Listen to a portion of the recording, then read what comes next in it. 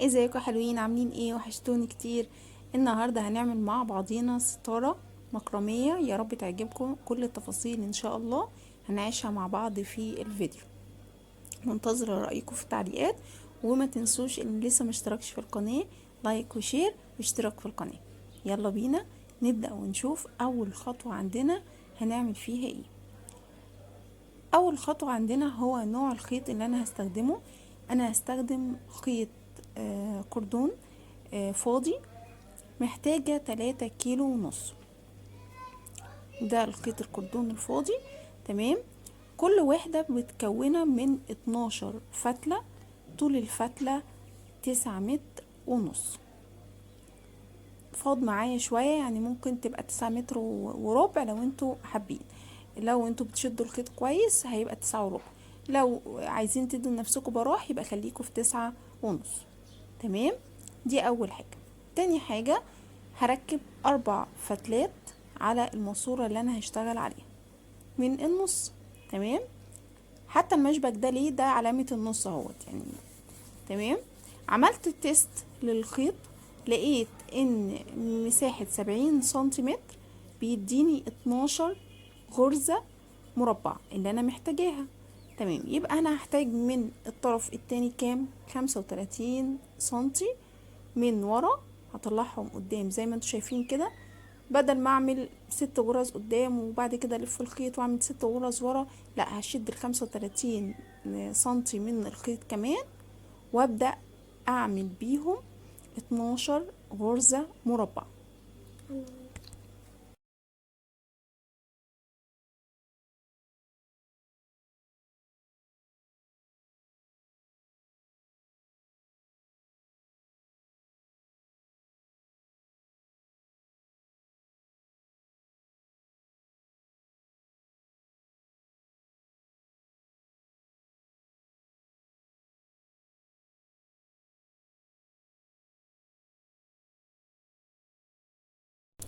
كده ديت اول غرزة مربعة معانا.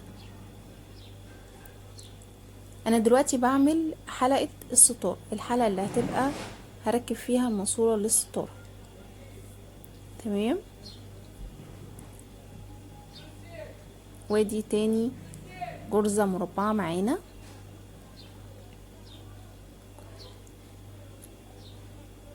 هكمل كده لغاية ما اعمل 12 غرزة وارجع لكم تاني.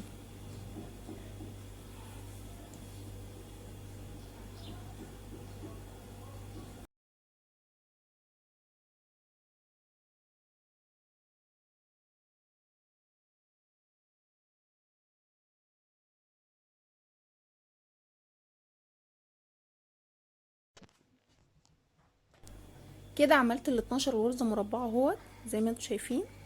اشيل العلامة بقى اللي انا كنت حطاها، اسحبها كده لغاية النص اهو، لغاية النص. هجيب فتلتين من ورا واعمل بيهم والم الخيط كله في النص واعمل عليهم غرزة مربعة اقفل بيها الحلقة.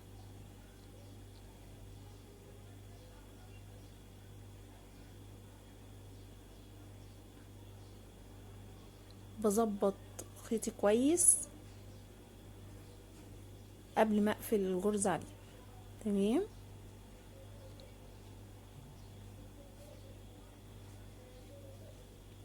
كده قفلت الحلقة بتاعة الستار. عندي فتلتين على اليمين هشتغل عليهم وفتلتين على الشمال هشتغل عليهم. طبعا انا عملت الوحدات ديت، فاجيب الفتلتين من اللي على اليمين مع الوحدة اللي بعديها. لو دي طبعا اول وحدة عندك هتركبي على الخيط الاول وبعد كده تبقي تقفليها، واقفلهم بغرزة مربعة.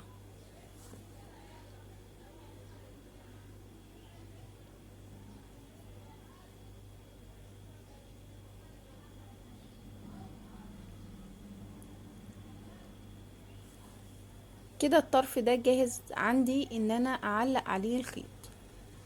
هعلق عليه 4 فتلات، كل فتلة وفتلة بسيب مسافة اقل من نص سنتي بينهم. تمام. طول الفتلة ديت احنا قلنا ان الوحدة عموما هنقصها على 9.5 متر على المجوز. تمام كده ركبت اول فتلة.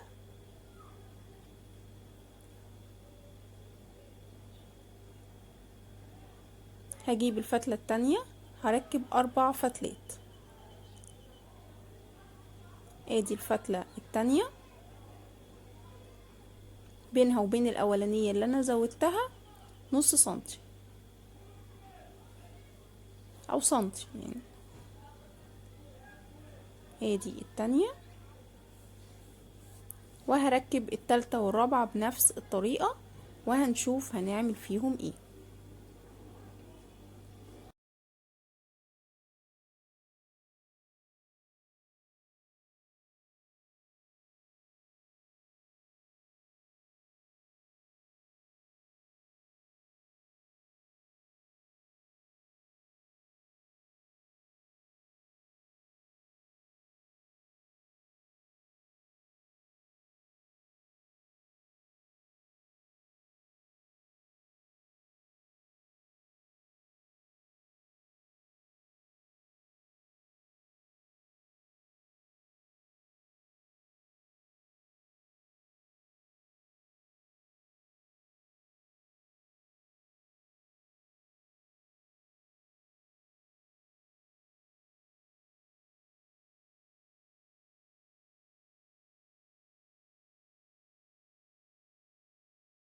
الاربع فتلات اللي على اليمين. تمام هنشيل الفتلتين اللي على الشمال دول اللي هشتغل عليهم. فعندي كام 4 فتلات الاساسيين اللي انا عملت عليهم ال 12 غرزة مزدوجة مربعة في الاول. هعمل كمان غرزة مربعة. تمام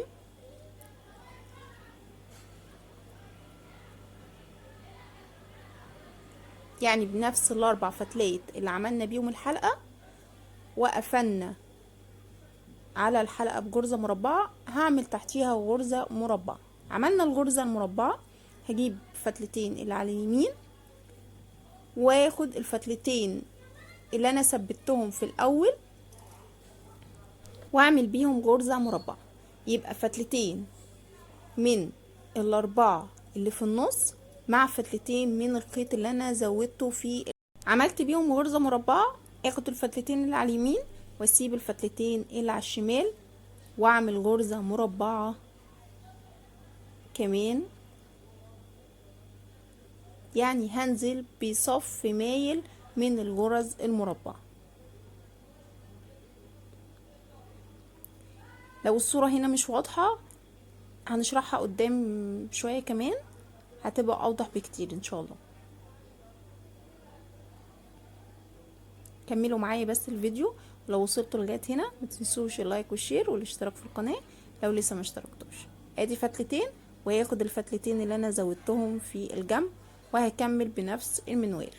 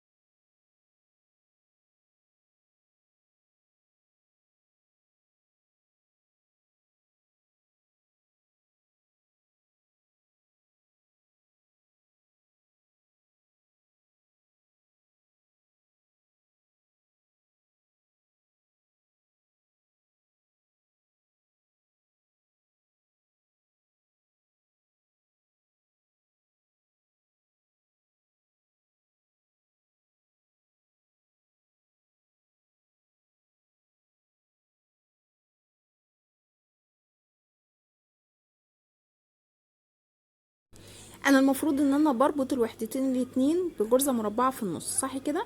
باخد الفتلتين اللي على اليمين واكمل بيها الوحدة. هنا هنتنقل للجنب التاني. تمام شايفين المسافة بين كل فتلة وفتلة.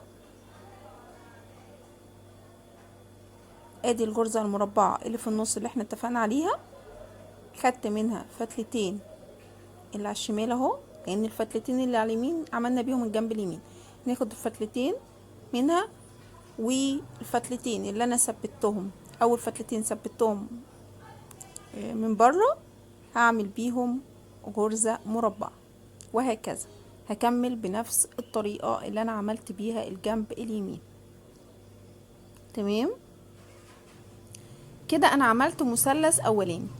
انا عايزة اعمل دورين اتنين، فهجيب فتلتين اللي على اليمين اهوت وفتلتين اللي على الشمال، واعمل بينهم غرزة مربعة في النص.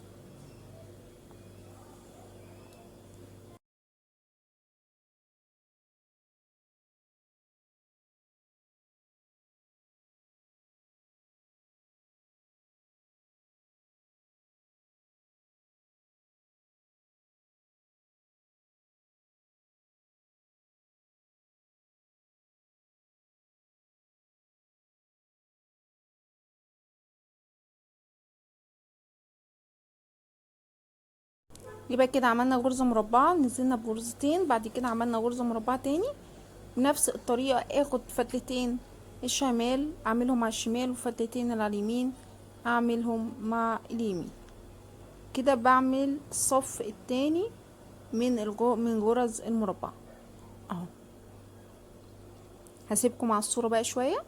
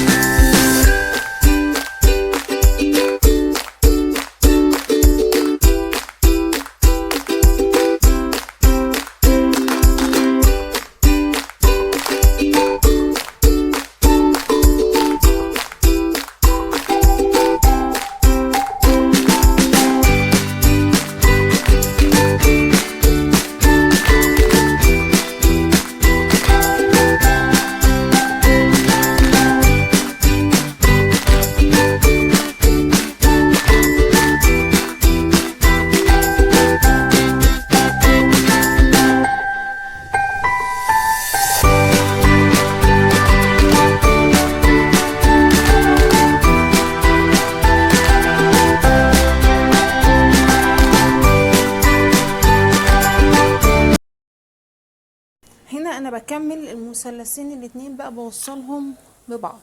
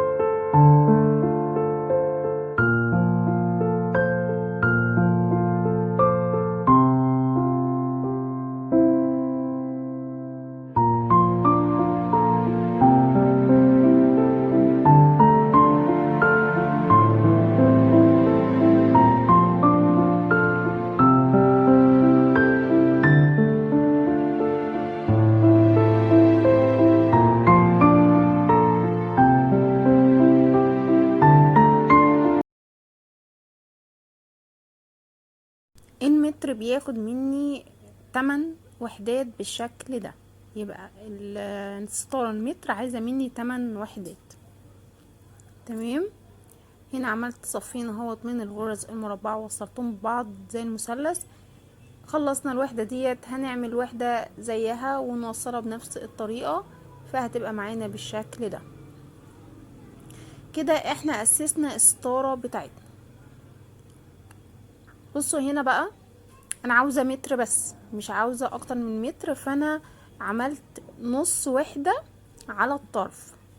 يعني بدل ما اعمل 4 فتلات على اليمين، على الفتلتين على اليمين، و4 فتلات على الفتلتين الشمال، دخلت الفتلتين دول وعملت بيهم غرزة مربعة، ونزلت برضو بصف من الغرز المربعة، فبقى عندي نص وحدة. عملت نص الوحدة ديت في اليمين، ونص وحدة زيها في الشمال بنفس الطريقة.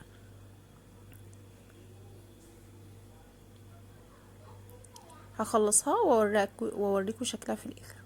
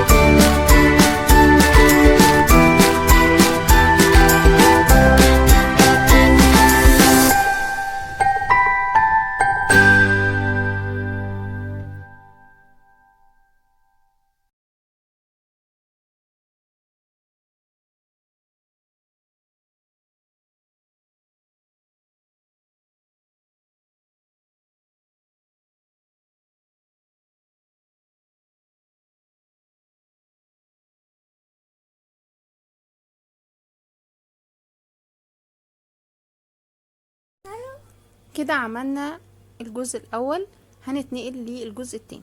احنا عندنا مثلث هنا اهوت يا جماعه.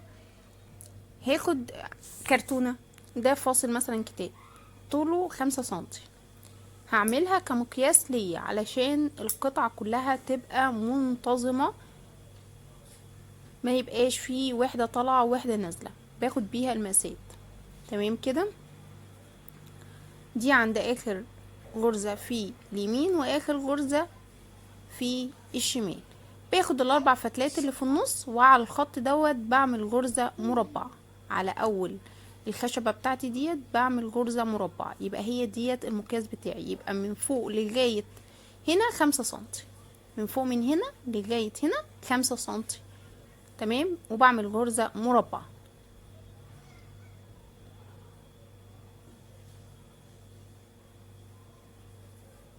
ديت البداية بتاعتي. تمام. وبعمل برضو، يبقى باخد المقياس دوت واعمل بيها مثلثات بقى بنفس الطريقه اللي احنا عملناها فوق، بسيب فتلتين واخد الفتلتين اللي جنبهم واعمل غرزه مربعه، اخد منها فتلتين واسيب الغرزه اللي بعدهم واعمل غرزه مربعه. هشرح لكم طريقتها هنا. انا عملت الصف الاولاني بنفس الطريقه ديت اهوت لغايه هنا، هعمل على خط مستقيم بين الغرزه المربعه دي والغرزه المربعه دي. تمام. دي في النص. كل دوت انا بشرح لكم ازاي اعمل المقاس بتاعي مظبوط. احنا عملنا الجزء ده. تمام. بعد كده نعمل مسافة هنا اهي، ابدأ بالغرزة دي وانزل مثلث هنا مثلث هنا. حلو كده. تاني اعمل نفس المسافة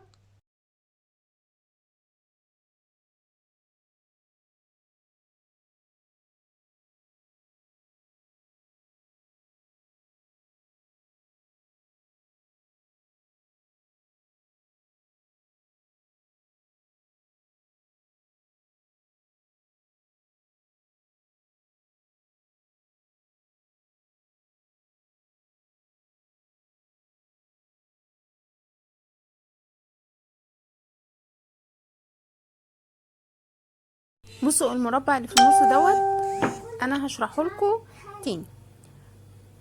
بين المثلث دوت هنا بقى، مش في وسط المثلث، لا، الطرف الراس بتاع المثلث كده، هجيب الاربع فتلات بتاعته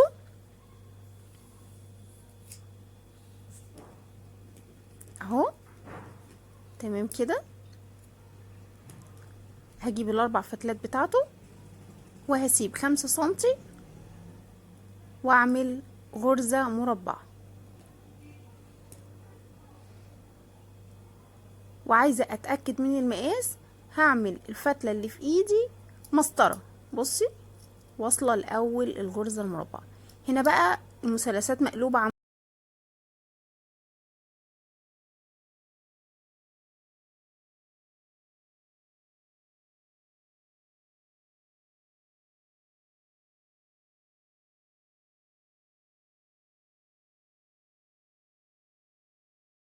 هنا عملت اول غرزة في المثلث بتاعي تحت بنفس الطريقة اللي انا اشتغلت بيها من الاول. فتلتين اليمين هاخد فتلتين اللي قبلهم واعمل غرزة مربعة وانزل بالصف. لو احنا ما ظبطناش المقاس اللي احنا خدناه في الغرزة المربعة دوت، هيواجهني مشكلة ان انا هاجي اقفل اخر غرزة مع الغرزة اللي قبليها، الاتنين مش هيبقوا على نفس الصف، فالشغل بتاعي مش هيبقى مظبوط وهرجع افك تاني. يبقى ناخد وقتنا في ان ناخد المقاس مظبوط بتاعي علشان ما افكش.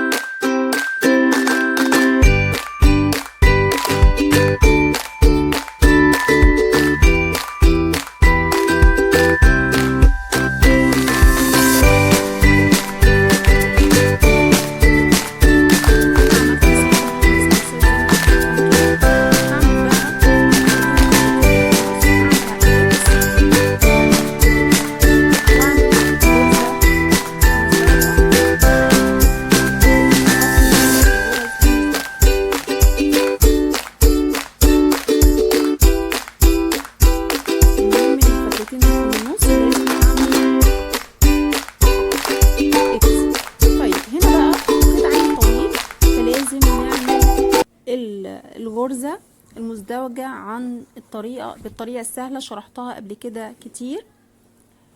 علشان ما تتلخبطوش، شوفوا الفتلة راحة في اي اتجاه وابدأوا ارفعوا الخيط عليها. برفع كل فتلة مرتين 2 على ايديا بنفس الطريقة.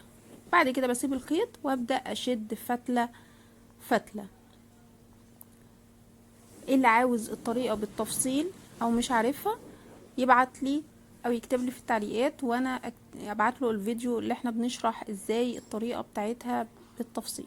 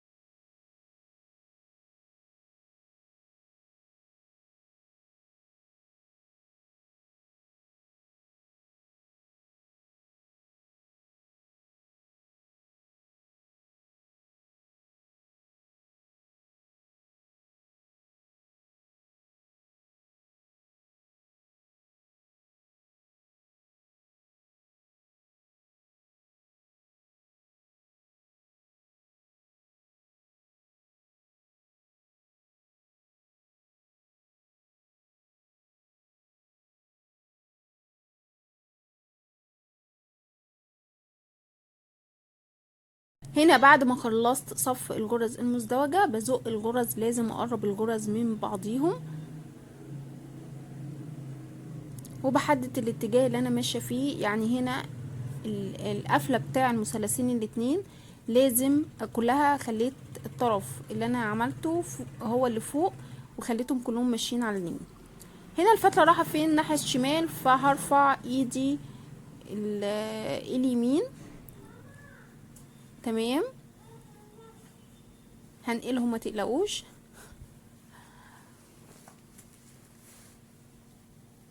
وهجيب الفتلة اللي انا هشتغل عليها واعديها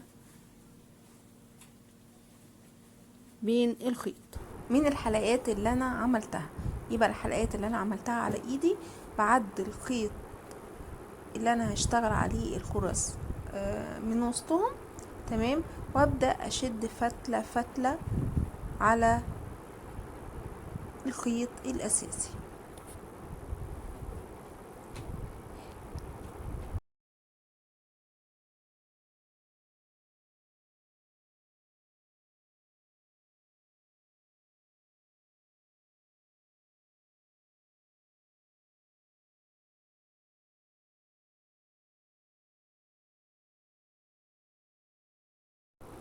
اكدنا على ان احنا لما نعمل الغرز المزدوجة لازم نقرب الغرز من بعضيها. بشد الخيط اللي انا اشتغلت عليه وازق الغرز جنب بعضيها شوية، بيخلي شكل الغرز منتظم.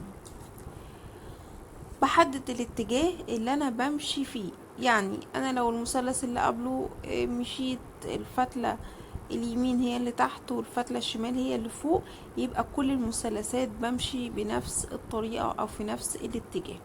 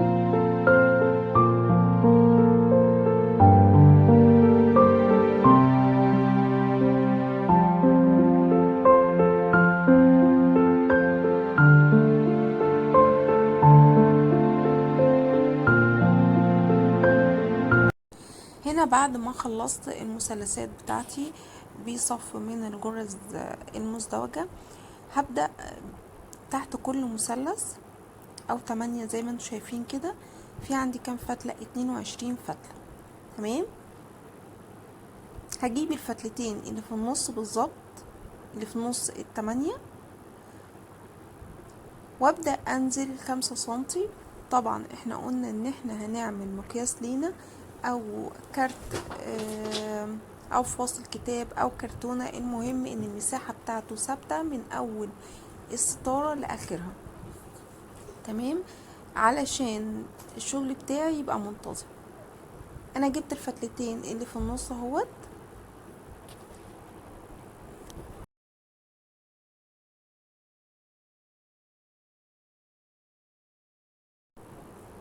واحط الكارت.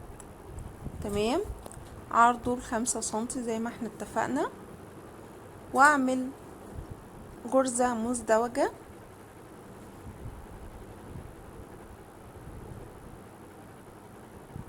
فتلتين باخدهم اكس.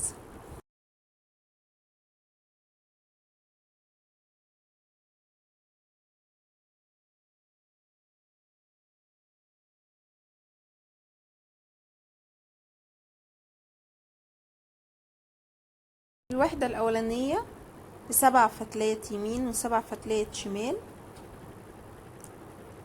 دي الوحدة الدينامو اللي فوق اول واحدة. بعد كده بنزل اسيب فتلتين من اليمين وفتلتين من الشمال، فتبقى 5 فتلات بس. بعد كده الوحدة التالتة باخد فتلتين بس يمين وفتلتين شمال، يبقى اول حاجة 7 فتلات. بعد كده بشتغل ب5 فتلات، بعد كده بشتغل بفتلتين بس.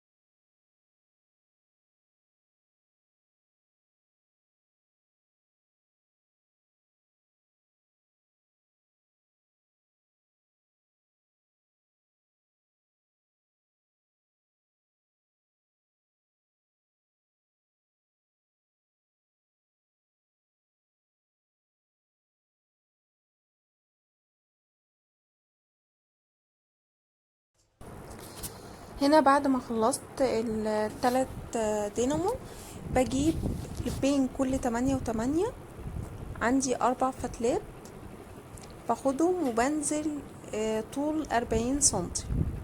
ليه 40 سنتي؟ علشان انا هركب شراشيب في اخر شكل من الدينامو دوت طولها 10 سنتي، فانا عايزة يبقى فيه مسافة بينهم. تمام. وبنزل بال4 فتلات، بعمل غرزة مربعة. ده الشكل المعين يا جماعة بالغرزة المربعة اللي انا قلتلكوا ان احنا ننزل نعمله تحت، هنعمله هنا اهو. تمام.